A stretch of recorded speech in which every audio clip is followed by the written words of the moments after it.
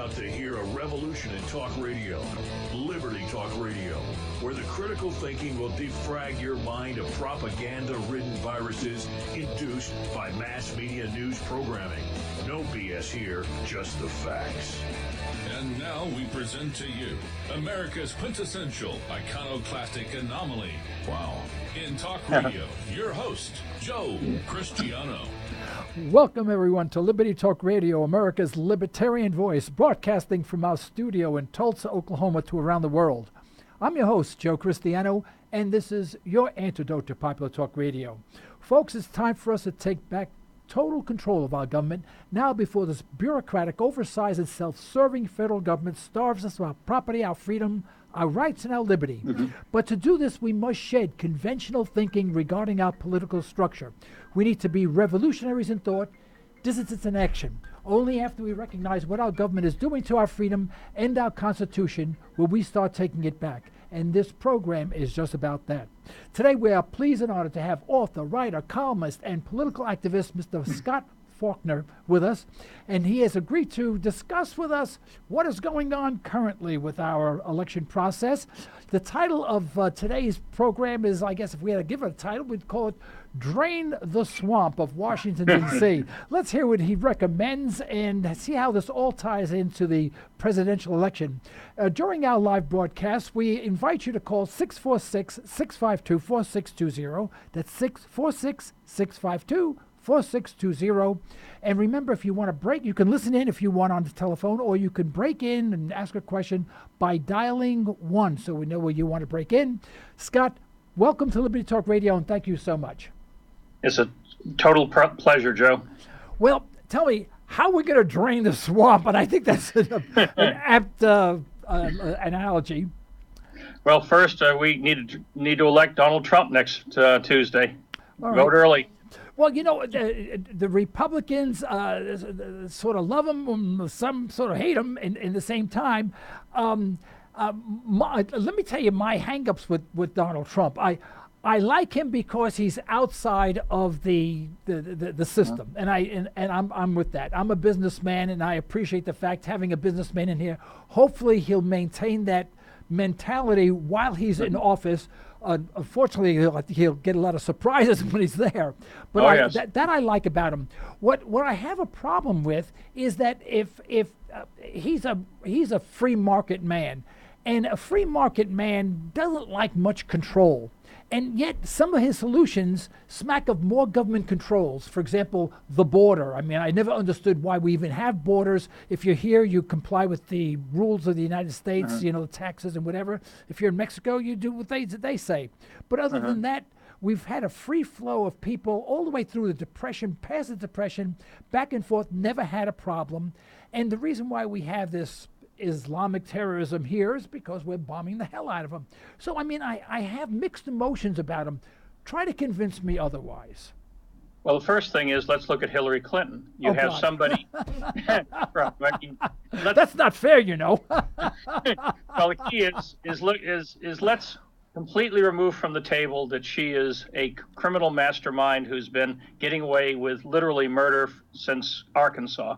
And let's just look at the issues.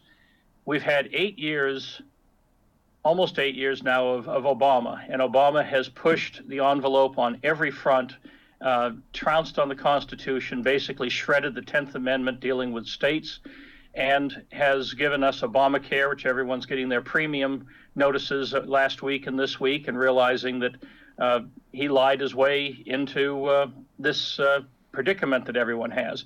Oh, do you really want 4 more years of that? Do you really want all those Obama people moving up a notch under Hillary?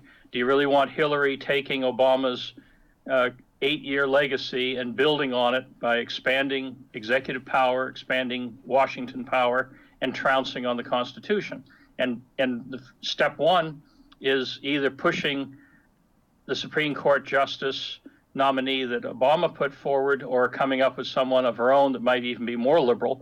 And given the demographics on the court, there may be 2, if not 3 more vacancies in the next 4 years. Right. And so we could end up with a generation or more of left-wing U.S. Supreme Court rulings that would put America away for good. So that's the alternative to Donald Trump.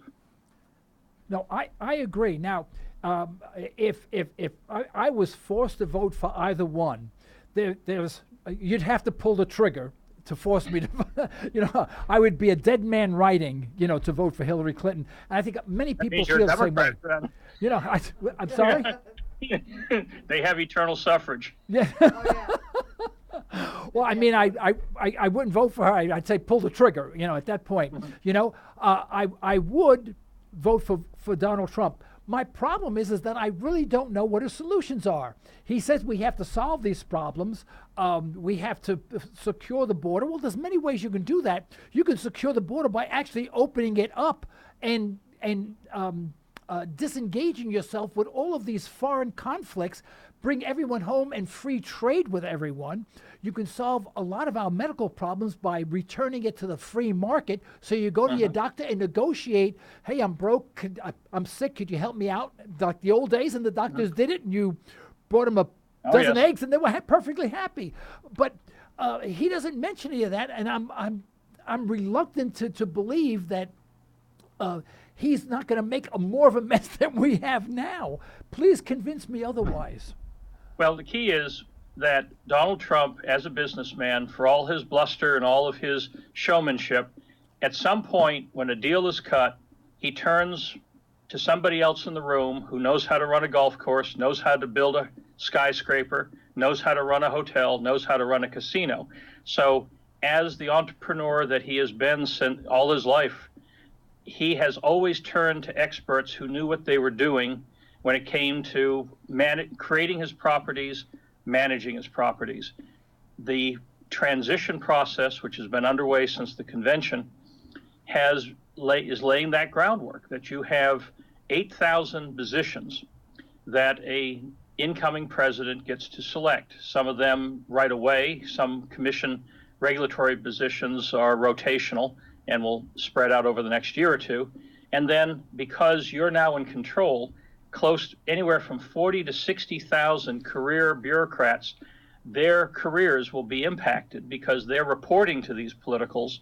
And if they implement properly and are loyal, they move up. If they don't, they will move aside or be moved out. And so you have a huge footprint that you get to put as an incoming president on a new administration. And Trump and the people around Trump understand that. And part of it is also that because Trump's coming in from the outside, because he's tapping some of the old Reagan people from the 80s, you're getting people who understand that Washington needs to be completely changed, that the incestuous nature, the corruption, the you scratch my back, I scratch yours mentality needs to go away. And so that commitment for change, that commitment to drain the swamp once and for all, is going to be the driving culture of a Trump administration. Well, if he would do that, he would get all the accolades that I could possibly forthcome with. He has them all.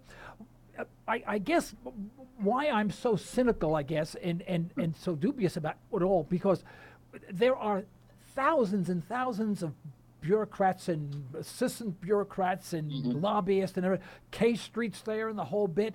I mean, within this whole inner city, and people right outside of the poorest people in the United States, the people inside are the richest people in the United States. Yes. I mean, he's up against thousands upon thousands of people who are relying on government largesse for their lifestyle. I mean, I wouldn't say living. I mean, saying lifestyle. Yachts and parties and airplanes and jet streams and and these people are powerful and they have connections with industry, with all these.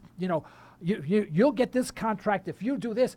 Is the cesspool so deep? Is the whirlpool turning so fast?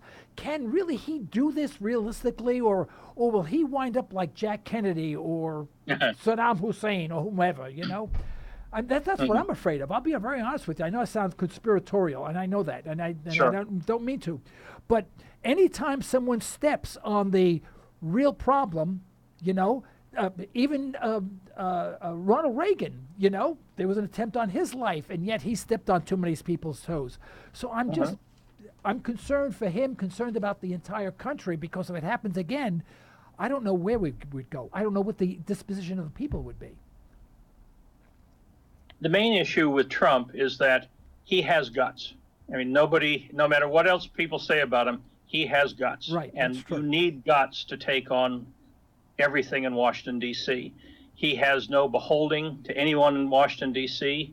He has railed against it his entire campaign. In fact, if you go back the years that he spoke at the Conservative Political Action Conference and other conservative forums going back well over a dozen years now, he is consistently, just like Reagan before him, just like Goldwater, just like Buckley, has railed against Washington, has railed against the powers and the establishment and the incestuousness of the city, and saying, if I get a chance to go in there, I'll kick in the door and kick over the table. Well, I wish he would get in, and he would do exactly that. I'm on the same page. I just don't know how he's going to do it, because he's not really, he's saying there's going to be a change. But what he doesn't say is how he's going to do it. For example, and I'm repeating myself, if he said, I'm returning the medical arena to the free market, the doctors will now be in charge, not the insurance companies, not the government, not these programs. We're not going to take away Medicaid or Medicare at this point, but we're not going to expand it, and it'll be phased out naturally with time. I can understand that. I can see that. People could appreciate that, and they can prepare for it. But to say there's going to be change and not tell us how we're going to do it, I'm still stuck with getting excited about him because of that. It'd be like asking Eisenhower to tell the Nazis where the Normandy invasion was going to be and what time and what units. At some point, you basically say, our ultimate goal is fundamental change, revolutionary change, and you don't want to signal to the other side, the enemy of Washington, which is the institutional powers of Washington, where you're going to move first. But let me give you some examples. Right now, Barack Obama is hiding close to $1 trillion of your tax dollars in the federal government and not using it. And so every time they scream about needing more money for Zika or other things, every time they talk about raising the national debt, there is $914 billion sitting in government accounts that are unobligated and are unallocated. Senator Coburn, a number of years ago, came up with a fantastic report called Money for Nothing back in June 2012 that started explaining this. And many of us who have loved Coburn and tried to take his legacy forward have been doing more research on it. It's hiding in plain sight. Every president before Obama has done budget sweeps because there's always money laying around. And the budget sweeps are done, and they help balance the budget. They take care of other budget priorities. Obama has let it build up because he wants to create this sense of crisis to raise the debt and the sense of crisis to raise taxes. Well, oh boy, now I think I have a headache at this point, Scott. Unofficially, the government figures, which you can't rely on because they're too conservative, 19.8 something trillion dollars in current year's debt. And I always give the example, that's like me going to the bank and getting a $50,000 loan for 5 years, and I have to pay let's say $10,000 a year plus interest, and someone says, how much you owe the bank? I say $10,000. No, I owe the bank $50,000. Well, we had Professor Lawrence Kutlakoff here a couple of weeks ago, and it's more like $226 trillion that's our actual debt. So even this money he has on the side is a veritable drop in the bucket as to what we truly owe. We're a bankrupt nation, and you have to start somewhere. It's kind of like up after a thunderstorm with wind. You go out, there's a bunch of limbs on the ground, there's a tree tipped over. You pick up the limbs with your hands. You hire a tree service to come in and cut up the tree. The same thing goes here. We are dealing with the draining of the swamp. We're dealing with literally decades of hurricane force winds blowing through Washington, D.C., destroying every freedom and sapping up every tax dollar it can. And we've now got this debris field that we've got to start somewhere. Everyone wants to start with entitlements. Yes, they're the big ticket item. They're the big tree that tipped over and maybe is crushing our roof. But there are countless numbers of small pieces of debris strewing the ground that we could be picking up the moment Trump gets sworn in. And those count into the trillions all by themselves. Right. No, I'll agree with that. And you got to take your priorities and work your way through it. There's got to be some sort of progression in turning the tide. You can't just do it all at once. You'll drown. Could you delineate for us some of those items that you're referring to that he's going to change before tackling the big ones, please? Well, one he's been talking about over the last month. You put a hiring freeze in place in the federal government. About 60,000 people leave the federal government a year through retirement. A spouse takes a job elsewhere in the country, whatever. 60,000 people walk out the door. Do we need to replace every single one of those 60,000 every year? Of course not. If you slap in a 100% hiring freeze, leaving open that some specialist on Mars rovers or some surgeon general at some place needs to be hired, you can save $340 billion a year in salaries and benefits from doing 100% vacancy. Just slam the door shut on entrance and open the door wide on exit. You could hiring freeze, $340 billion a year, recurring. I mean, every year from now on. All right. Now, that also then presupposes that many of the programs that these people are in charge of administering or whatever they do, paperwork, shuffling paper and whatever they do, some of these programs have to be scaled back as well.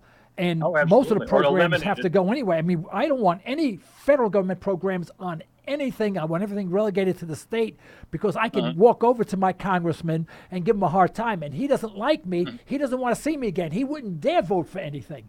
But what do you say about that? It gets back to the 10th Amendment has been crushed. Under Obama, it's actually been ignored well before that. And the 10th Amendment in the Constitution, the first of the 10 in the Bill of Rights, says anything not explicitly delegated to, set aside for the federal government is immediately delegated to the states. And that 10th Amendment has been ignored, and again, under Obama, totally trampled. We need to bring the 10th Amendment back to front and center because that's the essence of our federal system. All right. Now, on immigration, he wants to build a wall. Mexico is going to pay for it. Walls have never worked. I mean, they didn't even work with the Great Wall of China. Eventually, that fell as well. But it's even if Mexico paid for the wall, the cost of monitoring a wall that's going to really basically extend almost more than half across the United States, the diameter from New York to California, about 2/3 the way, it's monumental. You couldn't save enough money to pay for that. I mean, hasn't anyone given him any insight as to open borders and stopping the wars and free trading with everyone and not being the enemy of every state in the world? And that's where our problems are stemming from? One of the things that America is facing in the 21st century is we are under assault culturally, and it's mostly Islam, radical Islam, Wahhabi Islam, and you have sectors in this country. You can go into parts of Detroit, parts of Minneapolis, parts of other cities, and you have Sharia law zones right now, which are recruiting people to go over and fight for ISIS, and some of them tragically have come back into this country, and we've seen some horrible terrorist incidents here. Mark my word, if we don't do much about it, we're going to start looking like some of the problems that Europe has had in this last year in terms of major terrorist attacks. So thanks to Obama, this last year, they just put out statistics this morning that of the Syrian refugees that have come into this country, less than 0.5% are Christian. Now, there's a much broader group of Christians, and the Ezekis, which are an ancient Christian sect, that are getting annihilated. I mean, we're dealing with genocide in Syria, parts of Iraq where ISIS has been running around, and we are bringing in overwhelming numbers of Muslims, not Christians, and so even if we went just totally at random and went with the exact proportions of refugees, we would have probably 10 to 15% Christian. The fact that it's 0.5%, there is a conscious effort to bring into this country people who will not assimilate, who potentially have ties back to radical thoughts within the most extreme spectrum of Islam. And do we really want that happening in this country? So open borders from a libertarian's perspective, in an ideal world, yes, but when you have truly bad people and bad movements wanting to come in and change America forever and destroy America from within and build these Sharia enclaves, you need to do something about it. Now, I can't disagree with you. I'm on the same page. Here's my problem. I don't like to look at symptoms. I like to look at what causes the problem, Mm-hmm. And do you really believe that had the United States left the Middle East alone, didn't divvy up the states together with England and France Mm-hmm. after World War II, Right, World War I even. Yeah, and we deposed of many, duly elected people, put in our own puppets countries.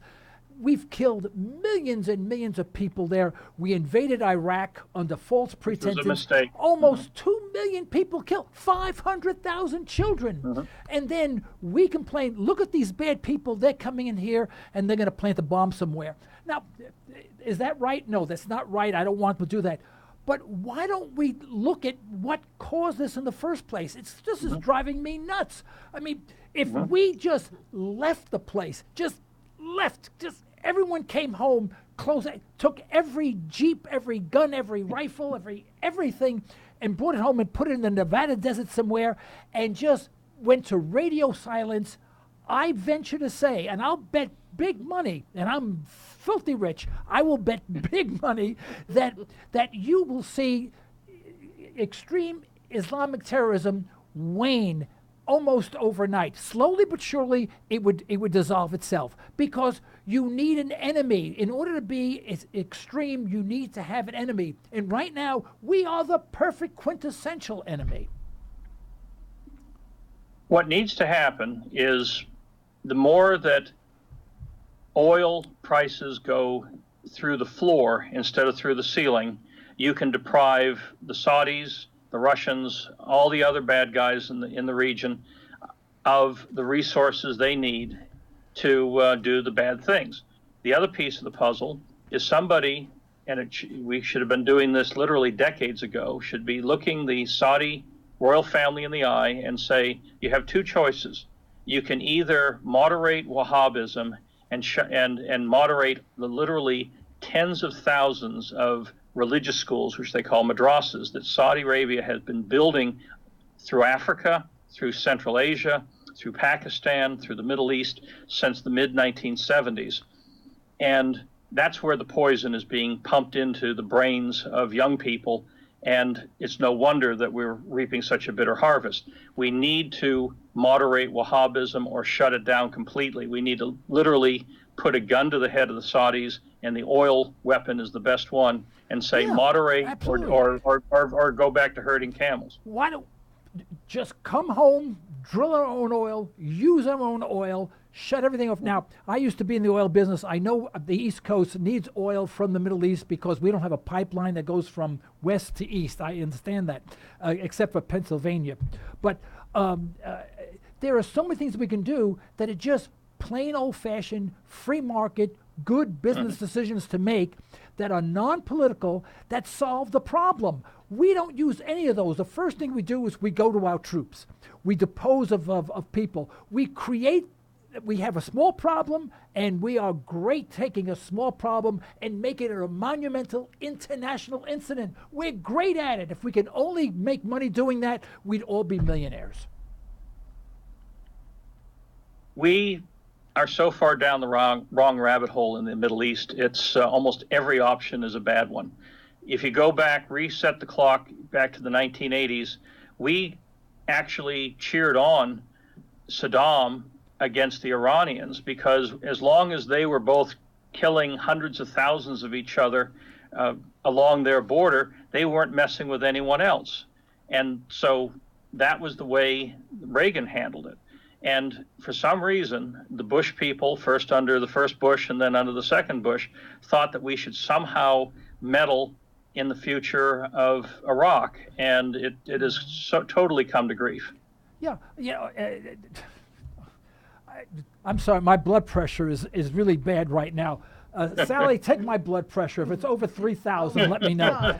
But, we deposed of the duly elected president in Iraq, and we are the one that supported Saddam Hussein. And he was a good guy, provided we gave him the tools with which to perpetuate this war with Iran.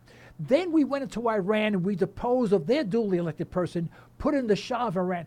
I mean, I can go on in nauseam on all the wrong, bad things that we did, and then we say everybody else is bad and America is good. Well, look at our history. Listen, I'm American. I'm a true American. I think America first. But I can't be America first if I go to your house and I shoot you. I mean, that makes no sense whatsoever. And that's what we're doing. What we're doing makes no sense. And I don't hear either Hillary, Rotten Clinton, or Donald Trump. Excuse me, did I mispronounce her name? I didn't mispronounce her name, did I?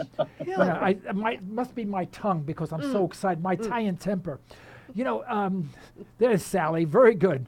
Anyway, we don't hear them saying anything along those lines. If I was Trump, I would be screaming this at the top of the rooftop. I'd be screaming this.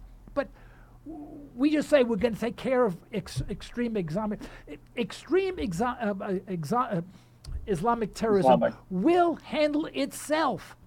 If you have no enemy, they will. If the second we leave the Middle East, they will kill each other. Because there are fractions there. If we're there, they band together against us. We're going back. I mean, you read the old Chinese proverbs. Remember that there was a book put out, the Chinese proverb goes back to like the 4th century BC, and it talks about I've got the name of it, something of war. I can't remember. The Art of War by Sun Tzu. It's one of my favorite books. Right. I mean, it's all spelled out there. Absolutely correct. What do you do when you know you're defeated? You die gracefully. I mean, they wrote it all in there. And why don't we take that book? Why doesn't someone shove that book in one of these guys' faces, including Donald Trump, and say, read this sucker before you make another speech? Very successful people, including a lot of major businessmen, invoke Sun Tzu all the time. I mean, I do whole courses on Sun Tzu. And it is, it gets back to common sense. Something that makes sense at 400 BC still makes sense today, because human nature is human nature. And so that's the essence of Sun Tzu. And when you look at especially Asia cultures that embrace that, that's why we lost in Vietnam, because they embraced Sun Tzu, and we were using Clausewitz and some of the more European models to try to fight a set-piece battle in Vietnam, and we screwed that one up too. I mean, part of what we need to remember is that because of the weakness of Obama, in many ways we look at it's almost two sides of the same coin. Bush overplayed his hand and was in a lot of misadventures overseas, poorly thought out, poorly implemented. And then Obama has gone the opposite direction. He has become leading from behind, is basically just running to behind. And so you've got Russia, you've got China, you've got the Middle Eastern factions, all planning to test the next president of the United States. So 2017 is going to be a very dangerous year in the world. You're going to see Russia testing the envelope further in the Middle East, but more importantly, they're going to be pushing against the Baltic states. They'd like to have those back. China just pried Philippines away from us and have been building all those atolls up in the South China Sea. They've already taken over most of Africa in terms of control of strategic minerals. They're building a sea level canal through the Central America right now. And so there's just a lot of people pushing throughout the world. We're basically no longer in even the 20th or 21st century. We're back to 17th century mercantile wars we're about to have. I agree, but isn't China doing it the right way? Instead of going in there with troops, they're going in there, building canals, building industries, developing areas. I mean, that to me is smart.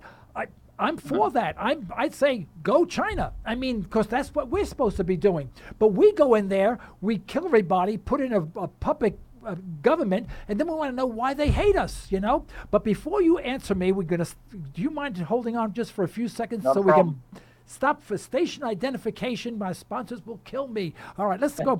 Folks, don't go away. 646-652-4620. Let's hear from you. All right, we'll be right back. Thank you.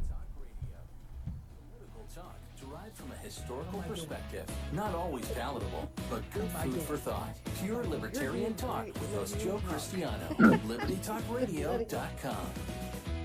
Express Test is your go-to company for on-site occupational health testing services. That's right, we said on-site. That means we will meet you at your facility for a free health and occupational safety consultation. Express Test specializes in hearing conservation, respiratory protection, and employee safety. We can help you establish viable programs tailored to your business and employee needs. For your free consultation, call 918-743-2929 or visit us at expresstest.com. That's 918-743-2929 or expresstest.com. Ranch Acres Audiology is about caring, about getting the most out of life, about personal attention. Sometimes helping someone with their hearing is really helping them with more than just hearing. That's the goal of my practice. That's what my goal has been for 20 years. You're invited to attend our next free Lunch and Learn seminar. Call us today, 918-749-7711. This isn't your typical talk radio show. This is Liberty. Liberty Talk Radio. Welcome, everyone, to Liberty Talk Radio. Today, we're pleased to have with us Mr. Scott Faulkner. He's a author, he's a columnist, a writer, a political activist. His book is Drain the Swamp of Washington, D.C., and we're here talking about today's current presidential election and how we should view this and why we should vote for Donald Trump. Scott, are you still there, or did you leave? Absolutely. Now we're ready for Most people round don't come back.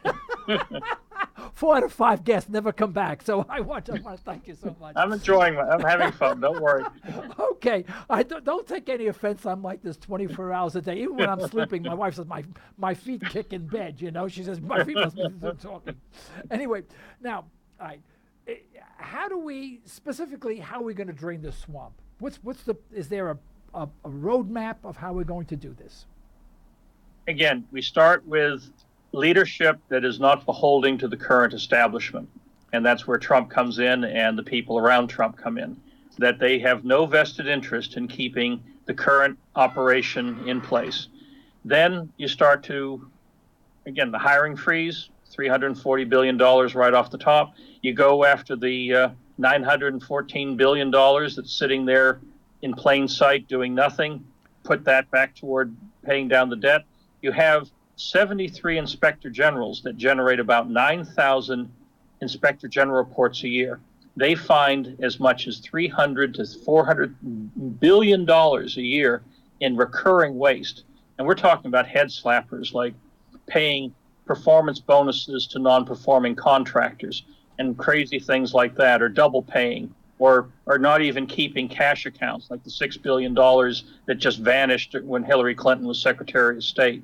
And so all of those recommendations just pile up and are mostly ignored because there's nobody telling government leaders, government managers, take these reports and take them seriously and implement them. And so these are things that should transcend partisanship. No one, whether you love a program or hate a program, should let any waste happen, let any money go in the wrong direction. Yeah. If you really seriously look at it, and I've done this for many, many years, we basically, at best, get 12 cents on the dollar.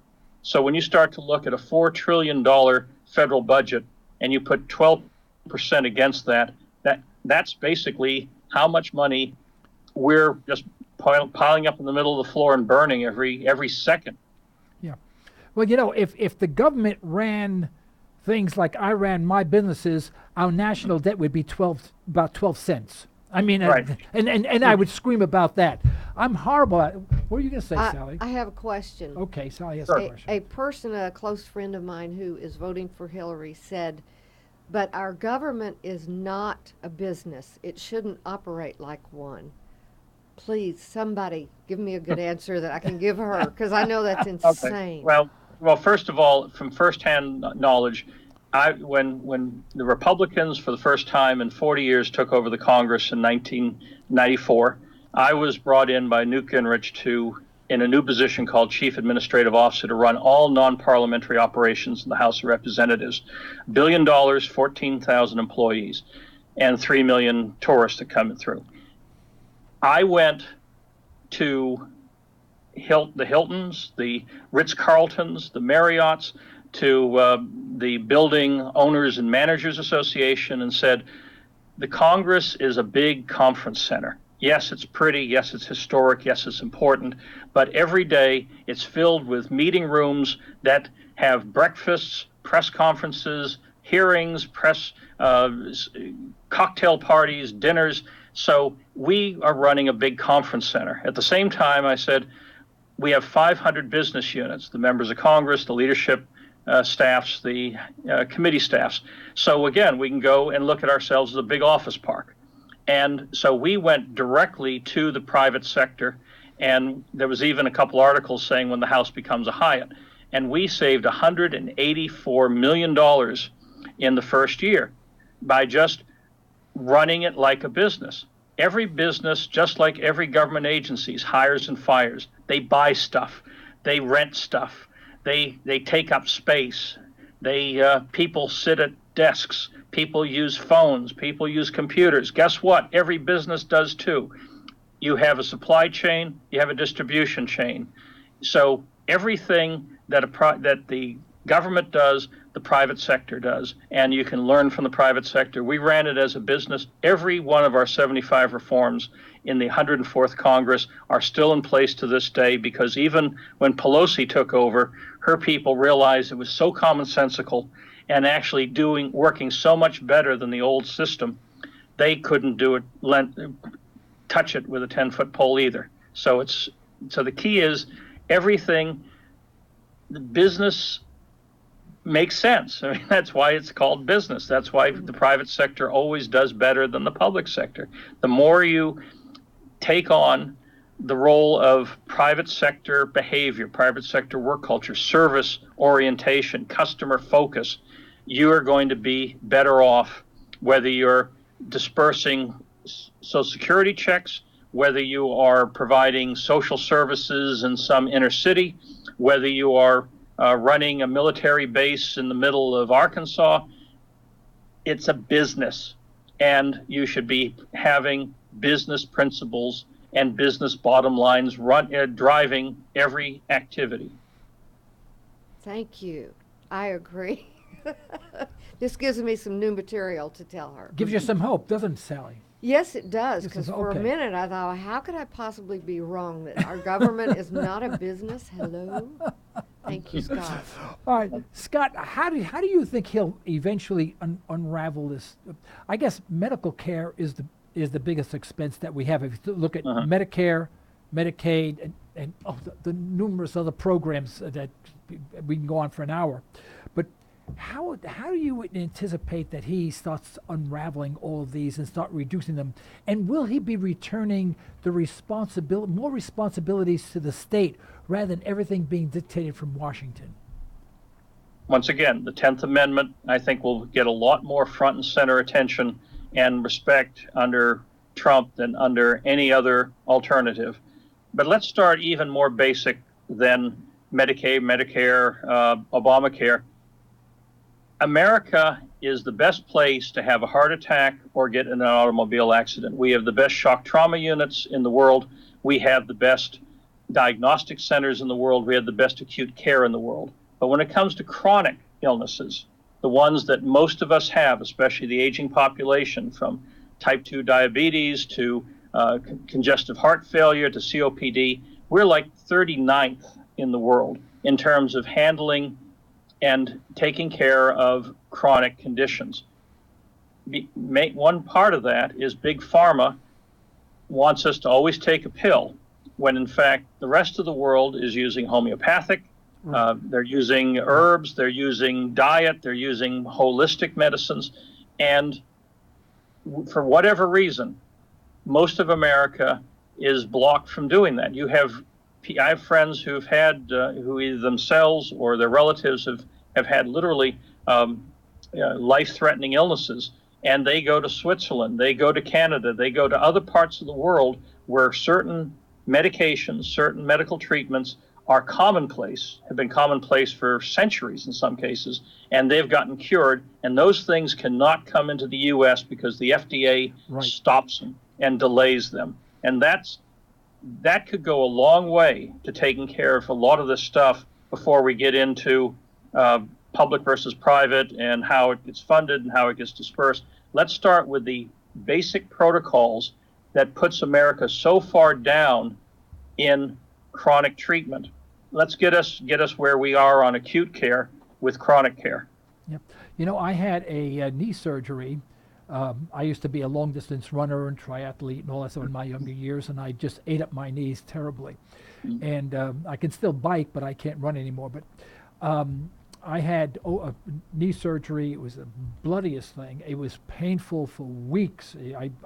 My other knee has to be fixed, and I keep on waiting for them to come up with something new. And a few years afterwards, I had a physician on the show who was telling me about private care and how much less expensive private care was. And so what I did is I took all my bills out that I could find from my knee surgery, you know, how much the hospital paid, and how much the government paid, how much I paid, and all this other stuff. And I added it up, and then I called a cash-only hospital that recently opened in Oklahoma City here in Tulsa, Oklahoma City in Oklahoma. And I said, how much for knee surgery? You know, I just want to know. And they actually had posted prices. And it came out to be 1/10 the cost. And when I had this noted physician on my program, I mentioned that. And I said, I obviously did something wrong. It can't possibly be 1/10 the cost. And she said, oh, no, you're right. She says, your numbers are wrong. It's a lot more than that. And so I'm saying, well, we know what the problem is. We know how to fix it. Why don't we do it instead of just jockeying around and moving the pieces on the chessboard in different directions, and they're still on the board? I mean, nothing's happening. We're not solving the problem.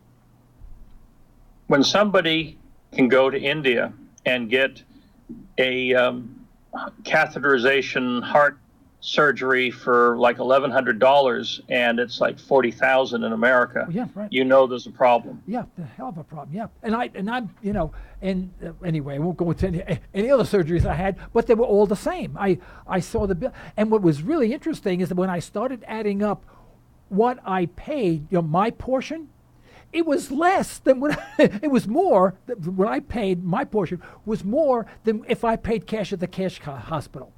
So I mean, our healthcare our government is not paying for healthcare. Where's this money going? If a cash only hospital can do it for less than my small deductible, and I'm a retiree of an international oil company, you know, as well as being on Medicare, so I got like almost full coverage, and I'm still paying more than the cash hospital. How could that be? That should not be. Well, you have the insurance companies, health insurance companies, have made out like bandits for years. I mean, when you look at the baby boomers, most of us were relatively healthy. Most of us, because we were baby boomers, got health insurance, whether we were through our employer or even when we were self-employed. So most of us from college age until retirement age, probably, except for an occasional annual checkup, probably didn't use much at all of all those benefits all those years. So they basically had 40, 45, 50 years of pure profit off of us. Yeah. And now we're all aging. Now we actually have some issues that we didn't have when we were 20 or 30 or 40. And now we want to use the benefits. And now they're screaming bloody murder. Now they're saying, oh, pre-existing conditions. Now they're playing the games with us because they want to keep those profit margins that they had when all of us were healthy as horses. So, and they have big lobby firms in Washington. They have big lobby units for themselves. They hire lobby firms and legal firms in Washington, K Street as they call it. And they are making sure that when the dust settles, they're always going to be king of the hill and keep those huge profit margins. Yeah. Well, I'm sort of like a closet economist, if you will. I don't have a degree in economics, but that's what I do. I study it all the time. I know many economists, and we go round and round on many subjects. And I'm a commodities investor primarily. I do that as a fun thing. I don't do it for other people.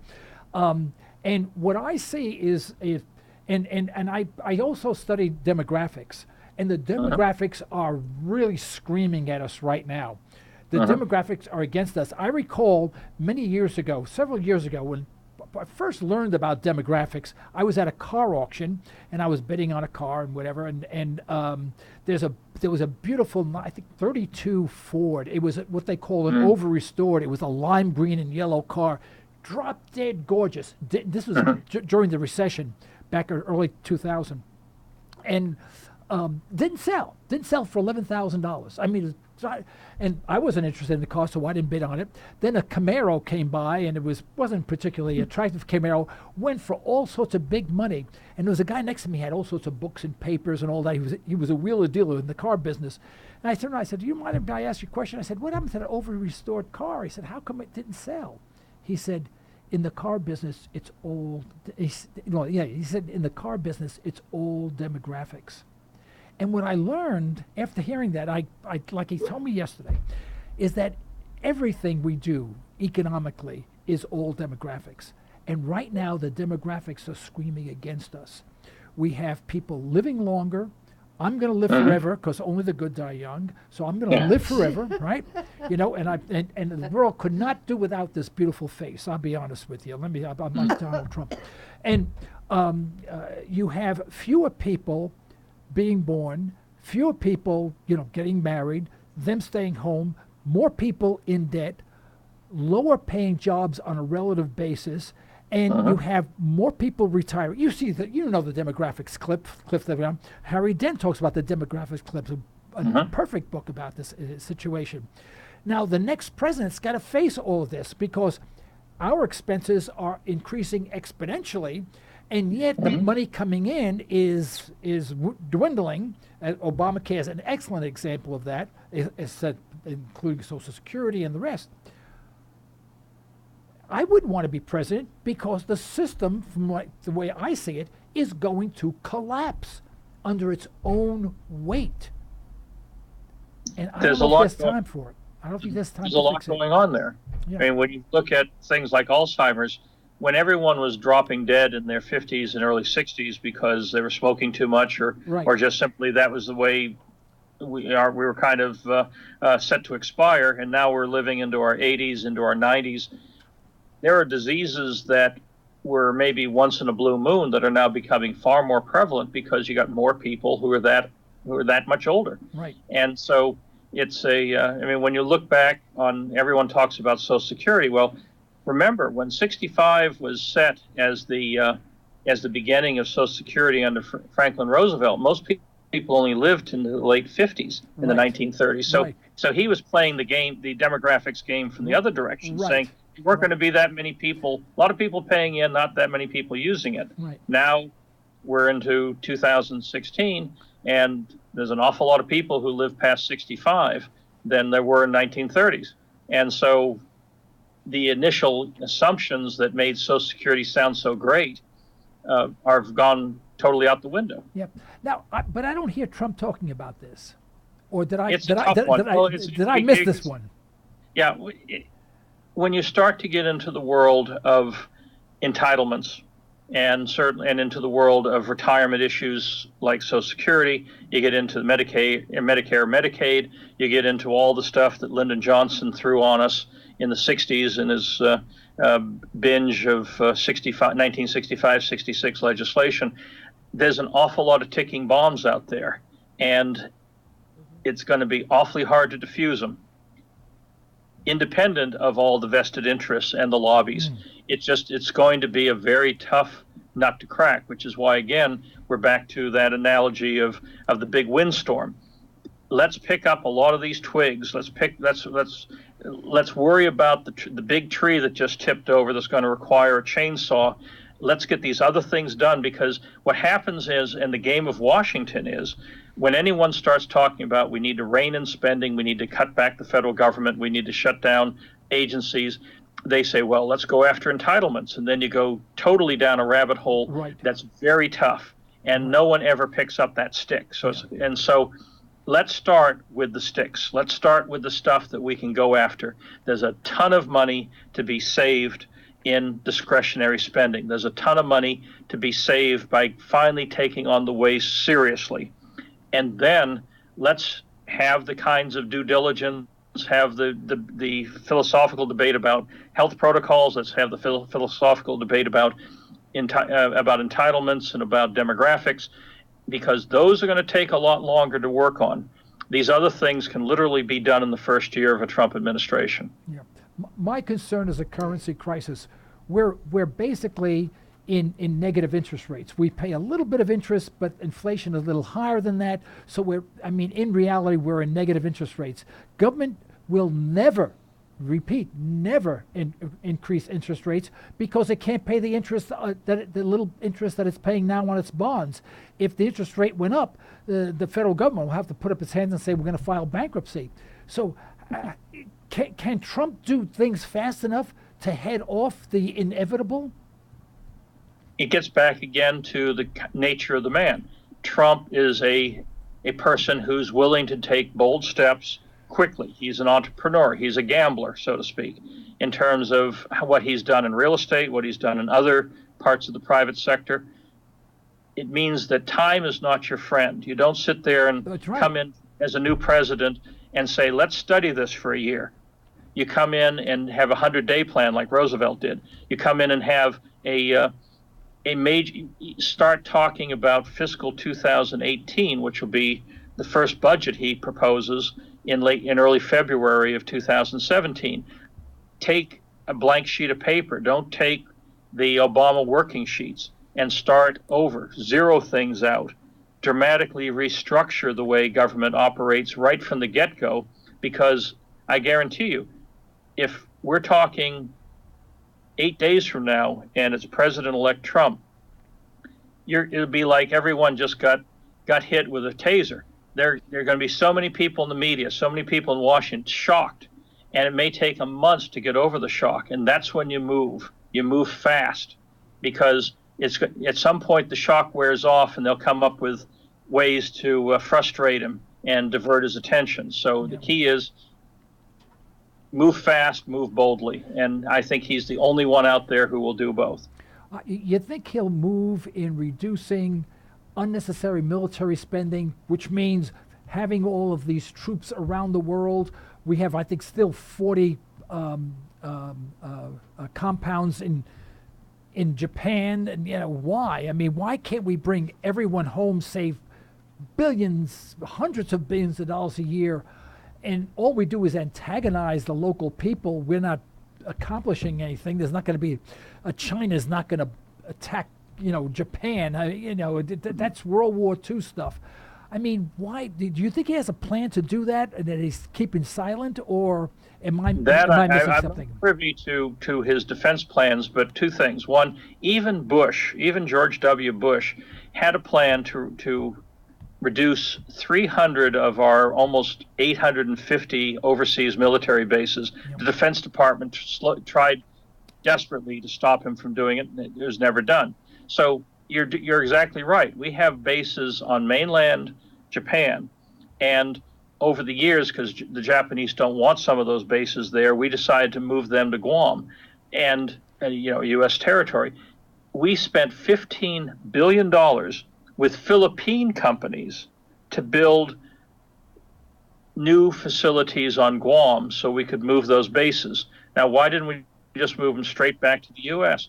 Going back to Reagan, we have created the airlift capability to put whole regiments, if not whole divisions, on the ground within 48 hours. That's why we have big planes. That's why we have, when you look at what we can do to between aircraft carriers and large cargo planes, to put a U.S. presence anywhere in the world within 48 hours and with sea lift within less than a month.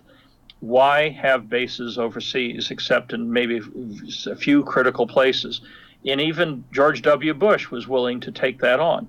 The big problem with conservatives in general, and I mean, I've been a Reagan conservative. I even have in my home office here "This house sold on Goldwater" sign from my parents' house in New Hampshire in February 1964.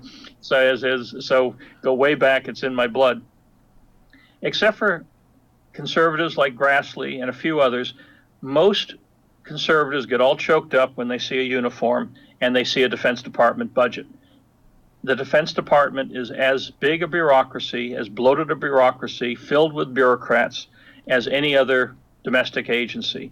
When you start to look at what they call delayering, which is when you look inside the federal government. I mean, when you go to, let's go back to the private sector. You go to a Walmart and somebody's checking you out at the counter. There's only 5 layers of management between that person checking you out at Walmart and the C-level, executive level of Walmart in Arkansas. You go to a national park, and there's 9 layers of management between that park ranger and the executive tier in Washington. You go to TRICARE, which is the big healthcare system for active duty personnel and defense, 23 layers of management and supervisory levels before you get to the executive tier at the Pentagon. What in the world possesses them to do that? Look at all that money that is being spent. And then we can get into the weapon systems where they fake tests and do other things. So what you need is a clear head saying that the Defense Department, just like every other cabinet department, is a big bloated bureaucracy. It can be made more efficient. It does have the same number of inspector general reports as every other domestic agency. Implement them, cut the waste, cut the layers, cut the people. I'm not an idealist. I realize it's either going to be Hitlery or it's going to be Donald Trump who gets elected. There you go. Gary Johnson doesn't stand a chance, but he's there, and at least he's not even given a voice, so we don't even hear from him because mainstream media won't pick him up at all. Now, even though rarely will the alternative media pick him up. So it looks like it's going to be Hitlery or it's going to be Donald Trump. But I do hope, and I want to share in your vision that he will look at our government as a business. Right after World War II, one of the first things that the British government did is it disassembled all of their aircraft carriers because there was such a tremendous burden on the British economy. I hope we learn those lessons. We look and say, we don't need to be every place in the world. My mother used to say something. She used to say, whenever my father used to complain about international affairs, I never forget this when I was a kid, and my father would complain about them doing this and that, and he was from the old country. And my mother used to have a very, very simple, she had a very simple way of living. She was wonderful. She was an angel of a woman. She used to say, Victor, if people would only stay home and mind their own business, the world would be a better place. I hope Donald Trump hears those words. When you look at what Reagan did in the 80s to bring down the Soviet Empire, first you had one of the most incredible triumvirates, far better than FDR, Churchill, and Stalin. You had Thatcher, Reagan, and John Paul II. And it was moral suasion. It was moral example. It was a lot of covert activities and a robust, aggressive intelligence process under Casey. But it was also steely-eyed, solid commitment that freedom should reign over tyranny. and we brought that system down. And so, except for Grenada, there was absolutely no major pitched battles during the end of the Cold War, because we did it by being Americans and having a real leader in charge of America and real allies and people like Thatcher and the Pope to help bring down the other system. So it can be done without a huge military intervention abroad. And the only thing I have to say about that is that we did free so many people while we enslaved our own citizens. That's my concern. Mm-hmm. You know, and I hope Donald Trump understands that we are no longer a free country. Most of what we do, and in fact, on the Freedom Index, we're ranked number 16, I think, and losing ground every single year. New Zealand's number 2, and I think it's Canada or somebody's number 1. So yes. We're sliding. All right, we have about 30 seconds. Allow me to give you the last 30 seconds to wrap things up, Scott. The key to everything is that Washington has laughed off every insurgency. Even the Reagan era did not have make the dent it should have. And so we need to have bold action, we need to have guts, and we need to have early victories. And I think Trump will get us all of those. And the alternative is just too dark and evil to even contemplate. Yeah, agree. Scott, I want to thank you so much for being on our program. Boy, we took up a whole hour. This was fascinating. I hope you enjoyed it as much as I did. Oh, yes, very much so. And please, I do hope you will accept that invitation to return at a later date and give us an update of what's going on, okay? Okay. Sounds great. All right, thank you so much, Scott. And by the way, a coffee cup will be in the mail. If you don't receive one, you give me a call, okay? Okay. Fantastic. Has my picture on much. it. You'll love it. Okay.